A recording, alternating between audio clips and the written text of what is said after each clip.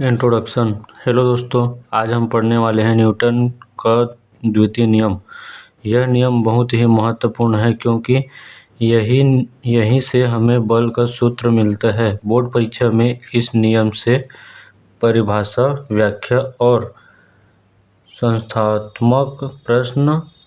संख्यात्मक प्रश्न सब पूछे जाते हैं। इसलिए इस वीडियो में लास्ट तक ध्यान से बने रहिए। दोस्तों, आज हम पढ़ने जा रहे हैं न्यूटन का जो द्वितीय नियम है। मैंने पहला नियम जो है इसका पहले ही अपने यूट्यूब चैनल पे अपलोड कर दिया है, तो आप एक बार उसको अच्छे से देख कर आ जाइए, तभी आपको ये वाला टॉपिक और अच्छे से समझ में आएगा। बाकी स्टार्ट करते हैं। न्यूटन का द्वितीय नियम। किसी वस्तु के संवेग में परिवर्तन की दर उस पर लगाए गए कुल बल के समानुपाती होती है तथा परिवर्तन बल की दिशा में होती है।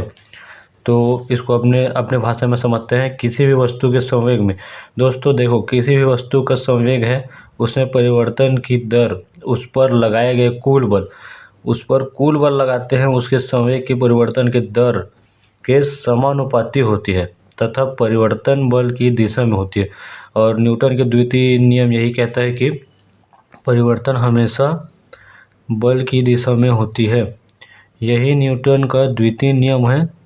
अब संवेग, इसमें संवेग आया है, तो हम संवेग को भी देख लेते हैं। संवेग क्या है? संवेग की परिभाषा: किसी वस्तु के द्रव्यमान और वेग के गुणनफल को संवेग कहते हैं। संवेग बराबर द्रव्यमान प्लस वेग। तो न्यूटन का द्वितीय नियम यो है। और संवेग क्या कहते हैं कि संवेग की परिभाषा किसी वस्तु के द्रव्यमान, कोई भी वस्तु है उसका द्रव्यमान और उसका वेग के गुणनफल को संवेग कहते हैं। संवेग बराबर द्रव्यमान प्लस वेग होता है। संवेग को P से दर्शाते हैं।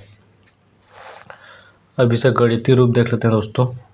गणितीय रूप, डेरिवेटिव्स। अब हम न्यूटन के द्वितीय नियम को सूत्र के रूप में समझते हैं।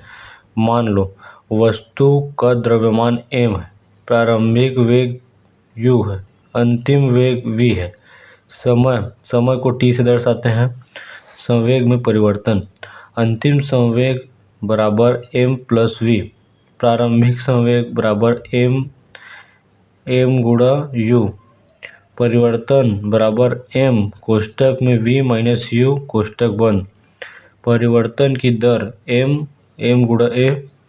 नियम के अनुसार बल समानुपाती होती है m प्लस a की। समानुपाती चिन्ह हटाने पर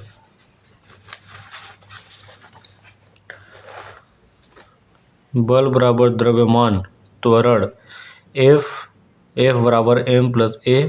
यही न्यूटन का द्वितीय नियम का सूत्र है। नियम का अर्थ: इस नियम से हमें तीन महत्वपूर्ण बातें समझ आती है। बल लगाने से वस्तु का वेग बदल जाता है। वस्तु का द्रव्यमान जितना अधिक होगा, उसे चलाना उतना ही कठिन होगा। बल की दिशा में वस्तु गति करती है। तीन मुख्य पॉइंट है दोस्तों, इसको आप याद रखिएगा, पेपर में काम आएगा।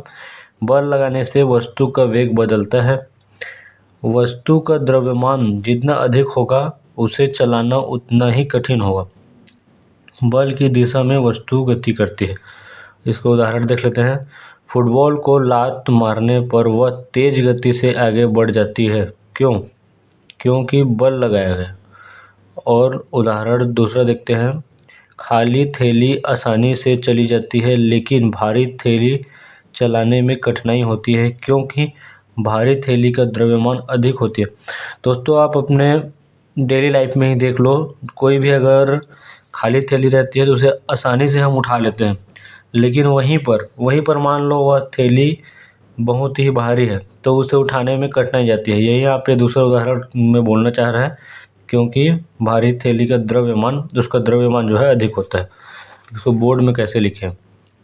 बोर्ड पेपर में कैसे लिखें? अगर प्रश्न आया न्यूटन का द्वितीय नियम लिखिए, तो उत्तर ऐसे लिखिए। नियम का कथन लिखना है, पहले संवेग की परिभाषा लिखना है, गणितीय रूप लिखना है।